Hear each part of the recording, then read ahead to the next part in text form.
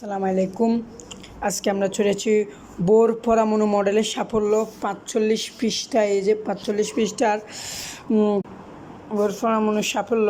রাদারফোর্ডের পরমাণু মডেল অনুসারে সৌরজগৎ সূর্যকে কেন্দ্র করে গ্রহ উপগ্রহগুলো যেমন এই যে ঘুরছে, সূর্যগুলো মানে যেমন ঘুরছে, পরমাণুর ইলেকট্রনগুলো তেমনই নিউক্লিয়াসের কেন্দ্র করে ঘুরছে। পরমাণুর এখানে বোঝাচ্ছে পরমাণু ইলেকট্রনগুলো তেমনই নিউক্লিয়াসের কেন্দ্র করে ঘুরছে। মানে এখানে এটা যেটা বোঝানো যাচ্ছে যে পরমাণু মানে ইলেকট্রন যতটা আছে নিউক্লিয়াসে ততটা আছে, পরমাণু কেন্দ্রবৃত্তে ঘুরতেছে তারা। এই যে পরমাণু কেন্দ্রবৃত্তে তারা ঘুরতেছে। এখানে এটা বলেছে এখন ইলেকট্রন শক্তি স্তর আকারের সম্পর্ক কোনো কথা বলা হয়নি। শক্তি স্তরের আকার সম্পর্ক কোনো কথা বলা হয়নি, কিন্তু বোরের পারমাণবিক মডেলের পরমাণু শক্তি স্তরের আকার বৃত্তাকার বলা হয়।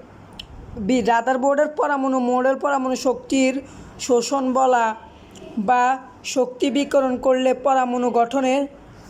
পরমাণু গঠনের কী ধরনের পরিবর্তন ঘটে সে কথা বলা হয়নি, কিন্তু বোর পরমাণু মডেলের বলা হয়েছে যে পরমাণুর শক্তি